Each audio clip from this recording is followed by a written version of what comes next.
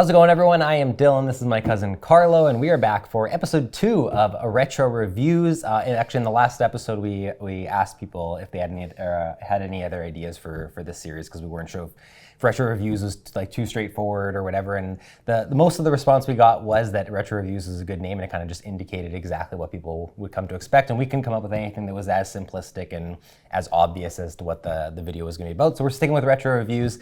I mean, we make the rules around here, so maybe at some point we will change Exactly. it. We determine what's retro. And it's sort of just short for retrospective anyways, because it's a look back at older games. It doesn't mean it has to be a 20-plus-year-old game, but we do have some very old ones today, especially compared to last episode. These are very old. Yeah, in general, I think our rule was the games had to be at least 5 years old to be covered on here, and I think we're no problem this episode for sure. These are going to be, I think the oldest one is 96, is that what it was? Yeah, and the newest one is I think 04 or 05, so even the newest game here is still very close to 20 years old. So yeah, so again, if you didn't watch our first episode, the way we look at these titles is we talk about them and our experiences with them today, and then rate them based on whether 3 categories, kind of like how we do it when we play at Skip It, but this one is whether it is aged well, aged well, classic, or... Yeah, go in order. You start in the middle one. Classic, that's why I screwed myself classic, up. Then aged well, then showing its age. There you go. Yeah, so showing its age, aged well, classic. And one little tidbit I just want to add about that is we do factor in how long the game has been out for. So if you look at the last episode, for example, we talked about something like Voyages of Marco Polo. Our final verdict was like,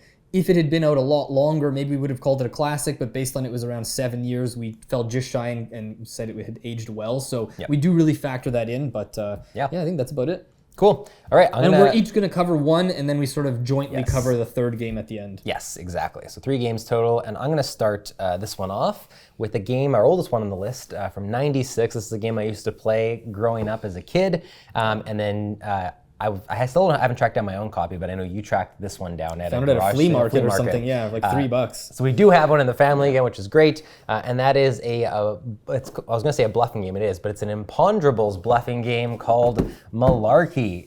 So Malarky is all about lying. It is all about bluffing, and that is why I love it. That's not to say like I love lying, but in games, I guess I kind of do. It's super fun to like have to deceive people. It's one of the reasons I like hidden roll games is because of that deception, having to like see how long you can keep it up, how effectively you can keep it up. Malarky, the reason they call it an imponderables game is because they will ask you. Basically, your group will get a question. So I'm going to read one off the back just as an example. And so one could be, why does Mickey Mouse have 4 fingers? A question that you might be like, oh, I've never thought about that before. And that's really kind of the response you get to most of the questions in this game. Is, I never really thought about that. Everyone is going to have to think about that question. You're going to hand out these cards. One person is going to get the actual answer to that question. Everyone else is going to get a card that says bluff, or you have to bluff. Everyone who gets a bluff card has to come up with a fake answer that is as believable as they can possibly make it, while the person who gets the real answer has to put that real answer into their own words. After everyone's ready, you're going to go around and everyone is going to say their answer, and then you're all going to vote after on which one you think is the real answer. So you're trying to effectively bluff to get points. And I can't remember this is one of those games where like there's multiple ways to get points. Like it's like if your answer gets guessed, get a point. If you guess the right answer, get a point. And ultimately, like yes, we track points, and yes, someone wins. That's really not why we're playing. It's one of those kind of party games, at least for me. To an extent, yeah. But I will say it's if you bluffed and someone picked yours and you tricked them, I think you get 2 points instead of 3 points. Right. Like which makes sense. It's giving you the reward for having like succeeded at basically fooling them, right? Yeah. So it plays 3 to 6 players. I'm actually surprised. I mean, not. And I'm not, but like that it doesn't play higher because it's a game I feel like could incorporate higher players. Yes, maybe it's just each round with each 7 people making a pitch, or 8 people making a pitch or whatever. Might just be maybe it was a game length thing. But I think of Snake Oil and how like we accommodate like almost any player account with Snake Oil. Yeah. And like with Malarky, I feel like if they would have just included more cards, like just having the option to be like, well, we have 8 people here. Now you're like, we don't have enough cards to play Malarky. You know what I mean? For sure. I guess technically you can maybe make some homemade ones, but they would all have to be homemade so that they don't match or they don't look different from the bluffing one. Exactly. Or whatever, so yeah, Malarky, I'm going to just say my verdict first. So my verdict is showing its age, but this is an interesting one to talk about because I still love playing Malarky. I've actually played it 2 times somewhat recently. I think once was 2018, and then the other one was 2021. So I've played it relatively recently, as well as played it tons of times growing up. And when growing up, we were playing this with our like parents, like people who are much older than us, and more recently we've played it with like people our age, and also when we were kids, we were playing this as teenagers compared to now, right? Yeah, exactly. It's different times in our life. And I think that the reason I'm putting showing its age is not because I feel like the gameplay itself is showing its age. It's that the questions specifically. I remember the last time I played, I can't remember examples. I wish I would have pulled them out, but there was just some that would come up that we had to take out because now where we are, like 20 plus years later, people knew the answer. They weren't imponderables anymore. Yeah. Or they just weren't relevant, and it was like this is something that clearly is from the 90s. Like the question, it's almost like if you were playing like a 90s version of Trivial Pursuit. It would be that version of Trivial Pursuit is showing its age. Questions about like celebrities that aren't relevant anymore. Question about like the AM FM radio and things like that. And it's like, I listen in the car or on my phone. Like there's all these things that take you into another era, which in a way it also can create for some interesting situations. Yeah. Maybe you're playing with younger people who aren't familiar with these older things that are even being more referred. imponderable. Yeah, exactly. But you do miss that kind of like what happened in the last 20 years and and like you said, a lot of these we have answers to. Yeah, so I feel like that's where the game's showing its age. And I'm making that distinction because if it wasn't for that, I probably would have said aged well, because the idea of bluffing is being done in hidden rule games, in games like Balderdash that are very similar to this or seem to be, I don't know which one came first. I think Balderdash, the original version did. But regardless, like it's in that genre that I think is still aging well, but I just think that this version of that genre isn't. And I mean, I selfishly would love to see a new version of Malarky just because I prefer it to Balderdash because of the imponderables aspect is so much fun. But I would almost just rather them, if they were going to do that, I'd rather someone just take this idea, make a brand new game with like updated imponderables or a new thing with new rules and like taking in modern board gaming ideas and conventions that we've seen in other party games and finding a better way to do it. Like we don't need to maybe have the flip cards anymore. Maybe there's a better way to do that, and maybe there's just maybe beyond imponderables there's another thing that maybe will age better that people can replace that idea with. Whatever it is, I'm not a game designer. I'm not going to be the one to come up with it. But if they came out with a modern 2023 version, 2024 version of this type of game of like the Balderdash genre, I'd be all over it. So it's not that genre that's showing its age. It's Malarky's questions specifically. Yeah. Which is too bad, but at the same time, I still have tons of fun playing it in 2021. I just feel like it's one that if I were to start playing it regularly and put into my like party game rotation, I feel like it wouldn't take long for me to be like, I don't think I can play Malarky much anymore. Like, I think these questions aren't gonna live up to the expectations. So.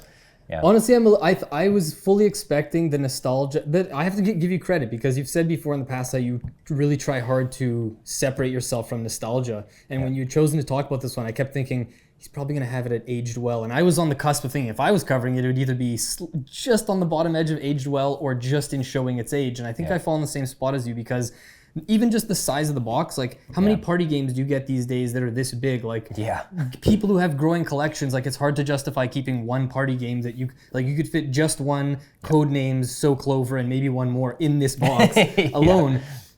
But it's still, like you said, it's a lot of fun. One or two things I want to highlight real quick that still make it like hold up well is the scoring thing is actually something that I think deserves a lot of credit because these days a lot of party games the scoring is meaningless and we just play rounds until you're kind of bored of playing or whatever. And even though it's not all that important in here, you really are still rewarded. Like I said, like when you see the scores at the end of the game, the person who bluffed best or was best at even to the trivia of knowing which one to guess is usually going to win. So it is still rewarding to play with that system.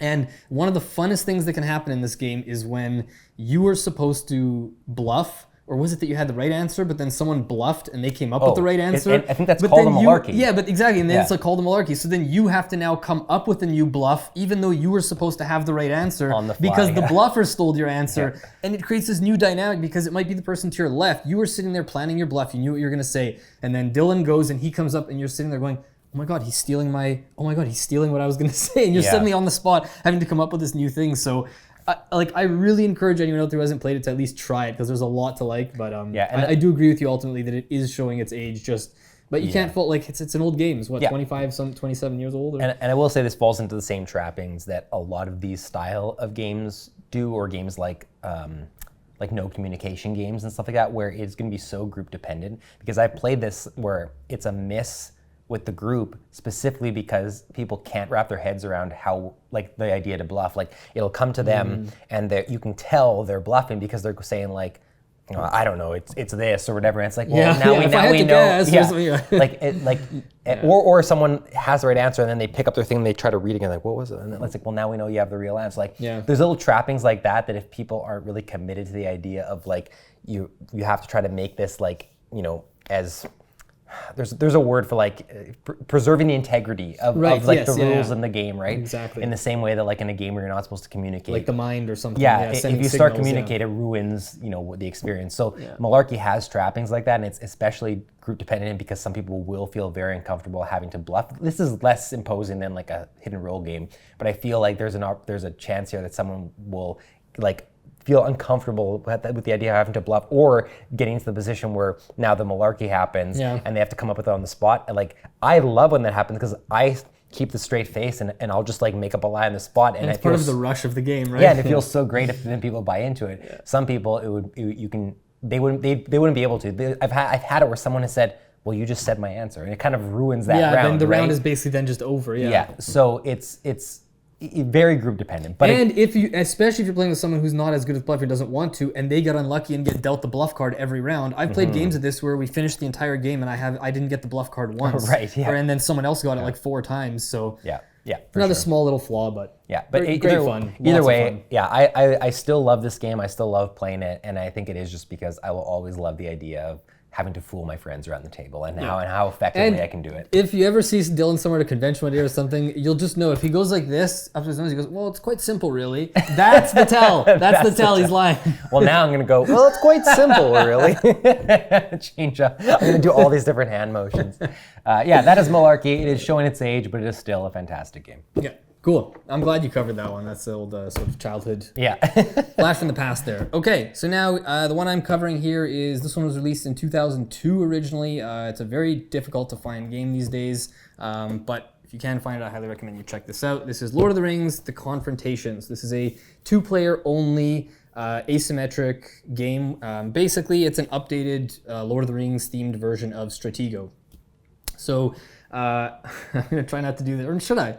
Frodo and the gang? Yeah, Frodo and the gang. That's what Frodo it is. and the gang versus Sauron and his cronies. And no, it's good versus evil, of course. One player starts as the Frodo and the Fellowship in the Shire, and the other side is Sauron in Mordor. And you're basically trying as the good side, you're trying to either get Frodo to Mordor, or as the evil side, you're trying to either kill Frodo or get 3 of your units, 3 of your figures or whatever into the Shire to win the game.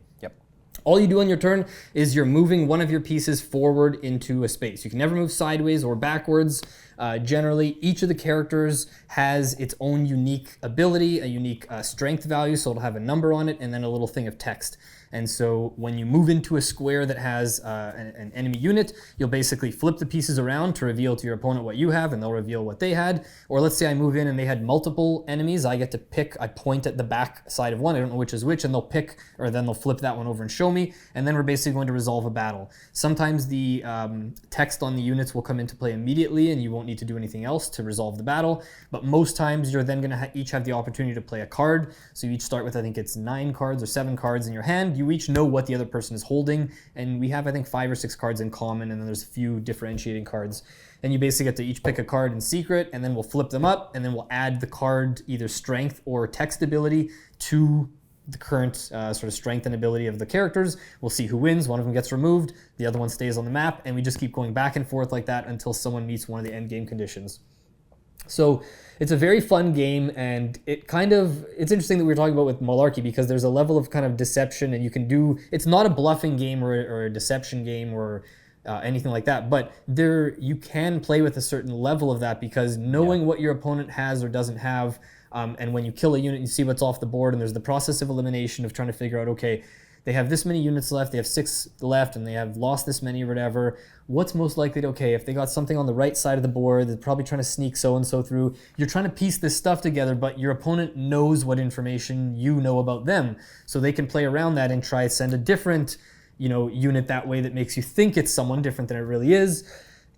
From the first time I played it, I really enjoyed it, but I wondered, is it going to hold up after multiple plays, or is it going to be like once you figure out the best way to play a certain faction, or like, oh, this is a really good strategy and works every time.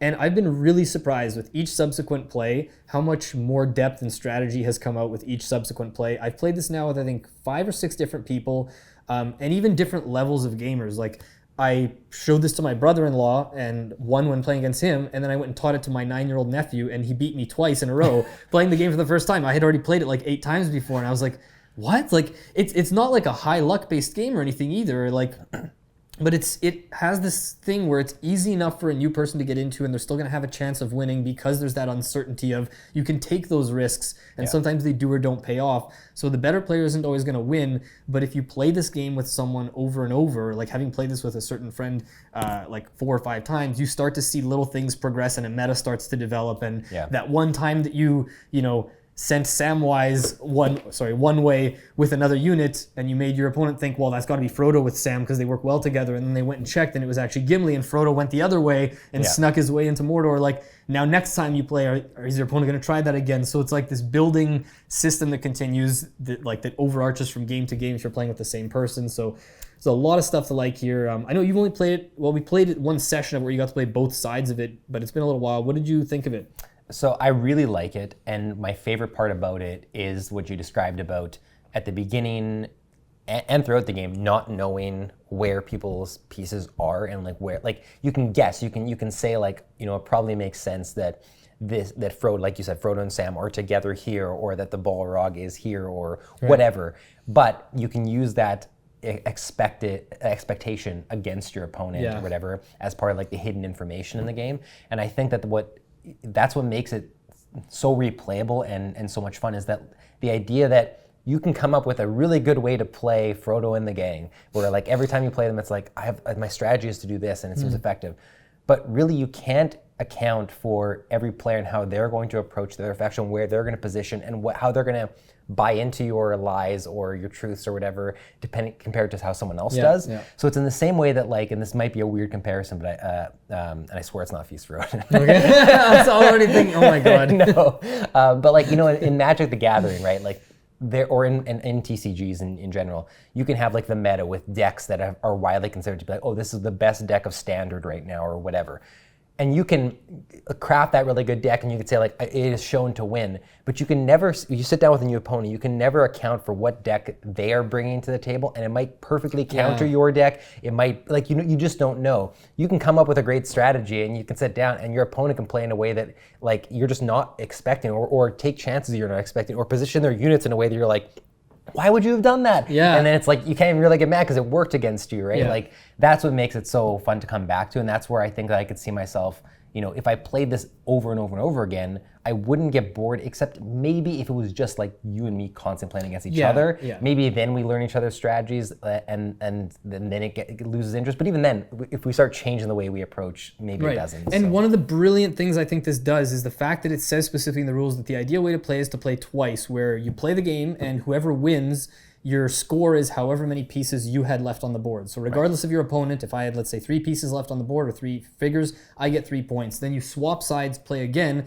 and then you do the aggregate scores to see who wins. So it's that kind of thing we've talked about before, Lost Cities with the multiple rounds, where going into the second game, I adjust, like, if I'm only down by 1 point, I don't need to have like a landslide victory. If I'm going in ahead 5 points, maybe I just need to play safe. So that second game always is different based on the first one. And I didn't mention at the start, it's not just a random setup. You get to pick your pieces. And I played once where I just did it randomly just to mess with my opponent. I'm like, I'm just going to put them out randomly because that way you can't anticipate my moves. And they were just like, wait, what? It kind of messes with them, but you can, again, the replay value of the game because of the ways you can do it, and you can just like take the whatever it is, the Knight Rider, the Black Rider that just says you can advance any number of spaces. First turn of the game, you can be like, I'm going to see if I can get Frodo there. You just move across the board. You might turn over Frodo. The game might explode in the first turn of the game. Like, so much fun. This is a classic for me. I guess I hadn't said yet. You probably guessed if you were watching, but for a game, when I first played it, I wasn't sure, but with each subsequent play, it's gotten better. The depth has continued to increase for me, and the fact that, like, I never really got hooked on Stratego that much when I tried it when I was younger, but the fact that this took that system, put the Lord of the Rings theme in there, and makes these characters actually feel thematic, and it's a 20-plus-year-old game now. It's like undeniable. It's a classic for me, and it's now one of my favorite 2-player only games. Nice. Yeah, I agree. I'm sorry. I don't have a rating myself because I just haven't played enough of it. Right. But I am not surprised by Classic. And I don't think I mentioned at the beginning, but if in case for some reason I didn't, this is a Reiner Knizia design. So course. yeah, it's really tough to find these days. There's a lot of versions out there that have been printed. But yeah, that is Lord of the Rings: The Confrontation. Nice. Okay, and our last one, which is going to be our joint game. We have two different versions of it here because we're almost kind of saying this as like the system itself, maybe excluding some of like the outliers that change the rules a lot. Yeah. But these two are very similar, and that is Ticket to Ride and Ticket to Ride Europe are the two versions we're talking about here. So there are multiple versions and multiple different map packs. Like the reason I say not like all versions of Ticket to Ride is because like Rails and Sails, for instance, is very different and would probably like these two. It's just you get the different map and the tunnels is like the biggest. Right, and I guess just for quick context, maybe we should mention which I haven't played a whole lot other Ticket to Rides. Like I know there's Nordic countries. Like we say you're listing them all. I think I've only tried the Rails and Sails version. That was the co-op one, right? Or the Teams one. Nope, Rails and Sails. Or was that the Asia maps that we played once? That was. Oh, I can't remember. We played a co-op or Teams version where it was two against two. Rails and Sails, I played it across the board one time as a 2-player game, and it was just a different, like that one is a different version of Ticket to Ride that has like, different, they added a whole bunch of different rules. But because I've heard good things about some of the other ones, especially like Nordic countries, and there's a couple other ones. Yeah. But anyways, our experience is mostly with these ones and some of the other older ones, but why don't you tell the folks a little bit about Ticket to Ride and how it plays in case for some reason they don't know? Yeah, sure. I'm gonna just do this so it's easier. So Ticket to Ride is a game that you are just establishing routes so using your little colored train tokens on a map. You're doing so by using colored cards in your hand. All the cards in your hand are just, the only thing that matters is the color of them. And they're all just like a train with a different color. And I think there's wild as well. And you're basically deciding to draw 2 from the top of the deck or 2 from the market, or a combination of 1 from the market, 1 in the deck. Or if you take a wild, you only get the single card, you take the wild if it's from the market. And you add them to your hand, and then you basically, if you want to lay your trains down on a route where it takes 4 trains, you need 4 of that color. You put 4 of your trains down, it completes the route between 2 cities. You'll have tickets, destination tickets, is that what they're called? Yeah, destination tickets. Yeah, destination tickets that will say you need to make it from Winnipeg. Winnipeg is on the map, which is pretty great.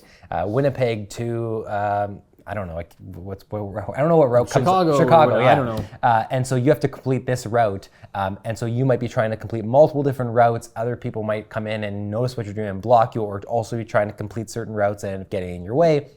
It doesn't matter how out of the way you get. If you complete that destination, you get that destination ticket. You get the points that are listed on the ticket. At the end of the game, your points will be all the destination tickets that you did complete, minus the ones you didn't complete, and in addition to every single time you lay down, like say like for a route that takes 4 trains or 6 trains, there'll be different points you get from doing that as well. So there's multiple ways you can kind of, or strategies you can adopt to try to like get points. We played a game on BJ where someone only did their first 2 destination tickets, but then just got all their points from laying down big routes. Yeah, a bunch as they went. Between 4 and 6. Like we had so many cards left at the end, they absolutely destroyed us. I've never seen someone play where they didn't draw destination tickets one time and get that high of a score. But. Yeah.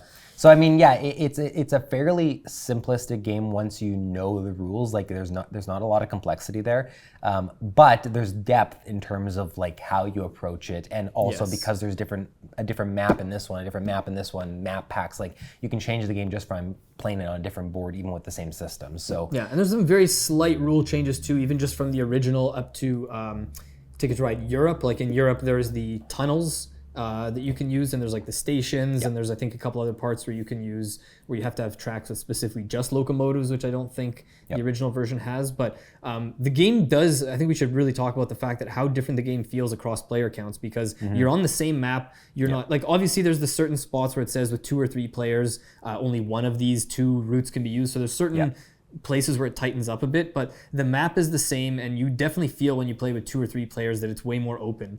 Playing with 5 especially, like this game is brutal with 5 players. It is cutthroat. You can't hoard cards in your hand for as long waiting. Like you kind of have to start getting things done early the more players, because if you get blocked, you need to have enough time to adjust your plans, whereas with more players, you can kind of take it slower, wait, see the lay of the land, where other players are going, or the other opponent if you're playing with 2, and then kind of go about it. And there's also the way of like, you can play this game casually where you're really just focusing on your own routes, or you can be mean and you can look at what someone else is doing and say, I know they started here and they started there and there's only one way around. And I know I don't really need that route, but if I put just two trains there, that's going to totally ruin their plans. Like maybe it's worth it. And I think that's something that comes up only the more you play this game and with similar people, and it starts getting more cutthroat and competitive. I do a lot more of that. But it doesn't have to be that way. And I do a lot more of that, me personally, in the two-player game. Yeah. Because, and in the two-player game specifically, because it's easier, you're only managing what one person's doing, and it's easier to be like, well, I'll get the points from this little two train track, right, but I'll also block them and stop them from getting potentially tons of points. So it makes sense to do that, even just quickly to slow them down and then go back to what I'm doing. It can sometimes devolve into like everyone just the two people just blocking each other, and then you really, it becomes more about like collecting to make big routes than it is actually finishing your destination tickets. But yeah, how about we each say our verdict and then we'll say why, and we'll each take a turn to explain why we landed on that. Sounds good. Okay, so I'm saying it's a classic. Same. Okay, cool. I was very close though. I was on the cusp. I almost said aged well, but I did ultimately end up in classic. Yeah, so for me, the reason it's a classic is because even though this simplistic system, I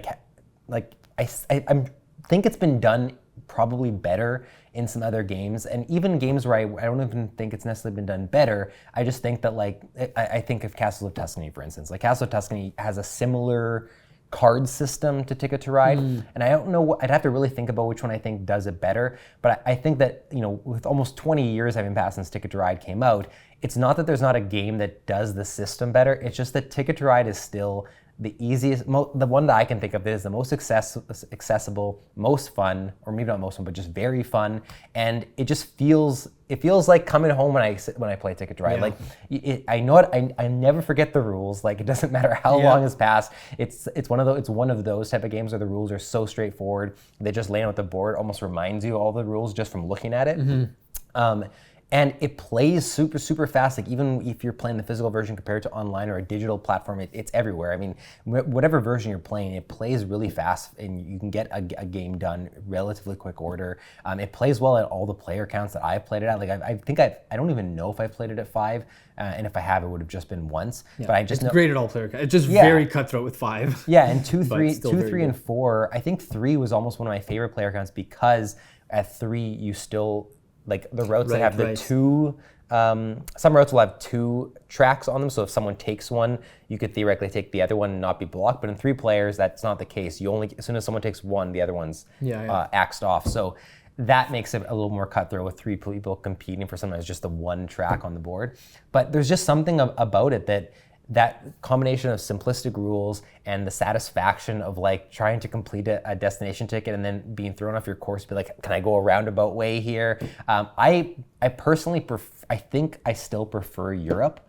Me too. But I played Europe so much less, and I still love the original. That it, like, if I do ultimately like Europe better, which I think I do, it's very close. Like it's negligible. I think the first year we did like our top 50, I think I put Ticket to Ride. I think last year I did Europe. Maybe I did Europe both of them. Like they're both great. Like I have one map pack that is the Asia map pack, and like whether I play with that or the base game, it doesn't matter to me. I find all of them have their own nuances and they're fun in different ways. I just think that the system itself is a classic, and a game hasn't come around yet that has completely replaced Ticket to Ride for me. Even if it's done similar things, it hasn't done them all in combination quite like this game does. Yeah, that's fair.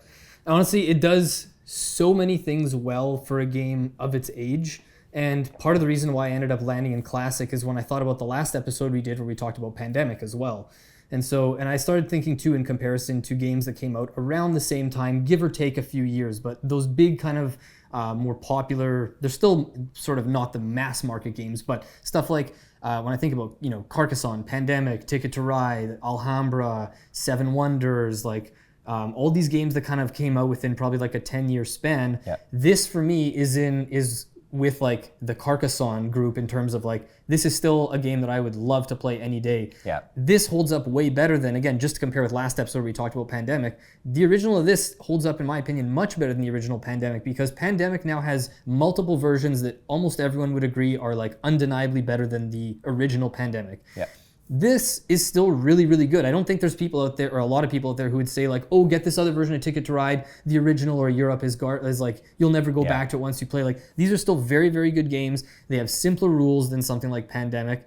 Again, they're not similar games into the way they play, so I don't want to stress too much the comparison to Pandemic. But even just if you're showing a new player something or someone who doesn't play a lot of games, the idea of being like in Pandemic, it's for people who are gamers and play a lot of games, it's easy enough to understand the concept of like, oh, these cubes represent diseases and whatever. But for someone who doesn't play, it's kind of random. Like, what are these cubes and why is there this big deck of cards? In here, it's just a real world, like, you put trains on a map to get from one place to another. Anyone can understand that. Everyone knows that concept. Yeah. The game is so easy. And the other thing I love is that you can play this game without even like sitting around the table, being competitive, you know, having drinks, whatever. And it can be that no one is really like talking about the game. You could be talking about your weekend and talking about other things, but you're still invested in the game because sometimes your turn is just draw 2 cards or do this route, but you still feel engaged. There's, I don't know, there's no downtime. There's a simple, that's the thing, the turns fly by and there's this simplicity, and every time we come back to it, it always plays super quickly. Everyone always goes,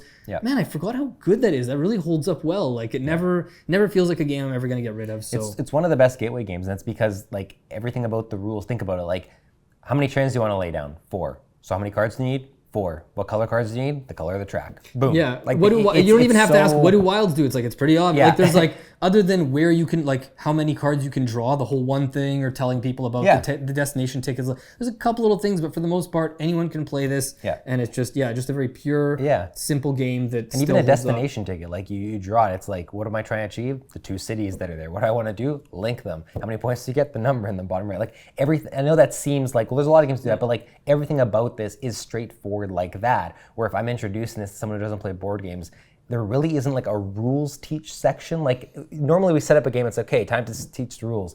This is a game where it's like, yes, you're doing that, but it's almost like while you're setting up, while you're talking, it takes me like 2 minutes to explain the rules of Ticket to Ride. Like in general, like especially because if it's someone who hasn't played games before, they're not going to care too much, in my experience, about the strategy on that first game. Or like how do I need to? You played it so much, how am I going to beat you or whatever? It's more just about like, let's just have some fun playing Ticket to Ride. Yeah. And so it's more just like, these are things you can do in your turn. Let's even just do a round. You'll get it from one round, and then you're good to go, kind of thing. So. And I'll say right now, I was this close as of a few days ago to thinking that I was in the aged well side. Yeah. And then once we played with that person on Board Game Arena and they absolutely wrecked us with that strategy, that was like, no, I'm convinced it's a classic now, because the fact that I've played this upwards of like 50 sometimes, I thought I was like not very good at the game or anything, but like okay enough, a decent win rate and stuff. And I've been absolutely destroyed to that extent with a strategy I've never seen someone really do before. And it felt like you and I had no chance once we got a certain distance into the game. It just kind of solidified to me like, nope, you can make really good plays. You can outplay people in this game. It's not just a simple family game. So Ticket to Ride. Will this ever have a chance of cracking your top 50, or is it just never going to be? I'm glad you brought that up, because when we did our top 50 2 years ago, or last year or whatnot, it wasn't even that close. And then this year it got into like the 50s or 60s. And I feel like it was because I started playing it on BGA again a bit recently. And I realized, you know what? I wasn't giving this game the credit it deserves, and I thought I was kind of like over Ticket to Ride for a while, but no, it still holds up really well. So I could see it getting into the top 50, maybe in like the 40s. In the future, but it's never going to be like a top 10 or 20 for me. Right, me neither, but that's good to know. Cool. Those are our 3 games. So these are the retro reviews. So we had a recap here. Malarky, I'm saying it's showing its age. But on the higher end, still try it if you can. Yes. Lord of the Rings Confrontation, you're saying is a classic. No doubt. And then we are both saying that Ticket to Ride and Ticket to Ride Europe, in this case, are classics. So we had technically 2 classics and it's showing its age. Nothing has aged well this episode. I think we had 1 or 2 of those last episode. Let us know how you would rate these 3 retro games, and always let us know in the comments too if you're liking this series. I know we got a lot of great feedback last time of people just saying we love seeing older games covered, because there tends to be a tendency in our industry of like new when there's like 1,000 board games released every year. And we can't always find games that are like 20 years old to cover, so sometimes there's going to be like 7, 8-year-old games, whatever. But and if you have suggestions for things you'd like to see us cover, drop them in the comments below. We can't promise we have played them all or have access to them all, but we'll do our best, especially if we see ones popping up frequently. Otherwise, let us know what your ratings would have been for these 3 games between showing its age, aged well, or classic. And otherwise, stay tuned for the next episode. We'll keep doing these retro reviews for sure. Thanks for watching. We'll see you next time.